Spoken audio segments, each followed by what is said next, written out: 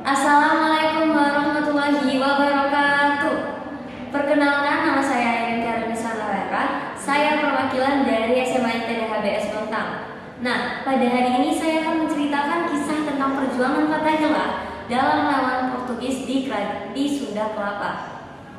Pertama-tama, kalian tahu nggak sih di mana Sunda Kelapa itu? Sunda Kelapa adalah sebuah pelabuhan yang terletak di ujung utara Jakarta. Luasnya sekitar 631.000 meter persegi dengan perairan yang gak kalah jauh lebih luas lagi, yaitu sekitar 12.090.000 meter persegi. Sunda Kelapa mungkin sekarang hanya dikenal sebagai sebuah nama pelabuhan, padahal sebenarnya daerah itu adalah daerah yang sangat-sangat bersejarah, sebab desa-desa di sekitar daerah itu pernah menjadi awal mula terlahirnya kota Jakarta pada saat ini. Kota Jakarta yang kita kenal pada saat ini. Nah, nama Sunda Kelapa mulai dikenal sejak abad ke-12 Masehi. Pada saat itu, Sunda Kelapa dikenal sebagai sebuah pelabuhan lada milik Kerajaan Hindu Sunda yang terakhir di Jawa Barat. Nah, baru sampai sini saya baru menjelaskan tentang seberapa hebatnya sih Sunda Kelapa itu. But you guys must know that there is an even more extraordinary person behind the history of Sunda Kelapa. Let's begin. Namanya Fathullah Khan, atau yang biasa kita kerap kenal sebagai Fathahillah atau Veleteran dalam ejaan orang Portugis. Nah, Fathahillah ini sebenarnya berkebangsaan Indonesia loh. Mengenai asal-usulnya, Fathahillah memiliki banyak banget pendapat, tapi pada kesempatan kali ini saya akan menjelaskan dua pendapat saja. Pendapat yang pertama menjelaskan bahwa sebenarnya Fathahillah itu berasal dari Pasai, Aceh Utara, yang hijrah ke Mekah karena tanahnya dikuasai oleh Portugis. Lalu setelah beberapa tahun menetap di sana, Fathahillah akhirnya kembali ke Indonesia. Namun bukannya kembali ke Aceh, Fathahillah malah kembali ke Jawa, tepatnya di Tanah Sunda. Pendapat yang kedua atau yang terakhir berpendapat bahwa sebenarnya Fathahillah adalah anak dari Sultan Syarif Maulana Huda yang menikah dengan Nyai Rara Santang. Sultan Syarif adalah pembesar Mesir keturunan Bani Hashim, sedangkan Nyai Rara Santang adalah putri dari Raja Pajajaran.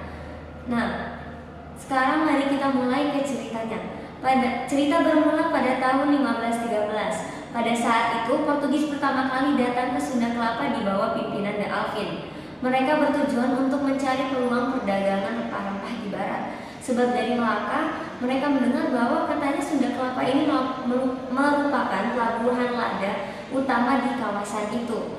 Setelah beberapa tahun, mereka kembali datang di bawah pimpinan Andrew Philemon. Di saat itu mereka membawa hadiah untuk Raja Pajajaran, yang membuat Raja Pajajaran hari itu senang sekali sehingga mereka diterima dengan baik. Setelah berhubungan baik, Portugis dan Sunda Kelapa akhirnya menandatangani sebuah perjanjian yang diabadikan di Prasasti Batu Padrawo yang sekarang bisa kita lihat di Museum Nasional. Nah, hingga pada tahun 1525, Fathahillah akhirnya menginjakkan kakinya di tanah Jawa, lebih tepatnya di Sunda, yang disambut dengan baik oleh Raja Sunda Pajajaran pada saat itu. Tapi setelah mengetahui kalau misalnya ternyata Portugis dan Sunda sedang bekerja sama, Fathahillah marah sekali karena ia menilai bahwa kedatangan Portugis di Sunda bisa membahayakan wilayah Nusantara, terutama tanah Jawa. Akhirnya ia pindah ke Demak dan mengabdi kepada Sultan Trenggono yang merupakan raja pada kerajaan Islam Demak pada saat itu. Karena kegigihan dan keberaniannya, Sultan Trenggono akhirnya jatuh hati kepada Fathahillah. Ia menikahkan adik perempuannya dan memberikan Fathahillah kuasa ribuan prajurit untuk mengislamkan Sunda Kelapa. Setelah itu Fathahillah berjalan kembali ke Sunda Kelapa. Di tengah perjalanan, ia bersekutu dengan Kesultanan Cirebon untuk mengislamkan Sunda Kelapa. Lalu terjadilah perang antara Sunda Kelapa, antara Kerajaan Hindu Sunda dan Kerajaan Islam Demak dan Cirebon.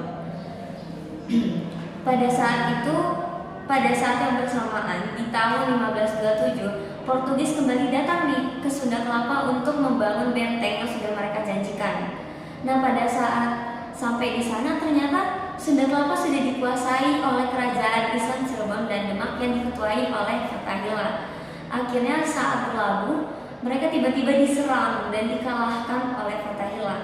Maka dari itu, sebagai bukti kemenangannya, Fathahillah mengubah Jayakarta. Jayakarta sendiri berarti kemenangan yang nyata. And that's the story of Sunda, the story of Fathahillah changing name of Sunda Kelapa to Jayakarta. Nah, hikmah yang bisa kita ambil pada hari ini adalah semangatnya Fathahillah dalam memperjuangkan agama Allah Subhanahu wa Ta'ala. Sedangkan yang kedua, kepemimpinannya dalam memimpin banyaknya ribuan prajurit dalam mengalahkan Portugis. Sedangkan yang ketiga, kegigihannya yang sampai membuat Sultan Trengganu jatuh hati. Nah, yang terakhir, untuk kita semua pemudi dan pemuda bangsa Indonesia, mari kita menjadi pemuda pejuang seperti Fathahillah. Mari kita keluar dari zona nyaman kita dan mulai melakukan hal-hal yang bermanfaat. Selamat berkarya pemuda tonggak bangsa Indonesia. Sekian dari saya. Wassalamualaikum warahmatullahi wabarakatuh.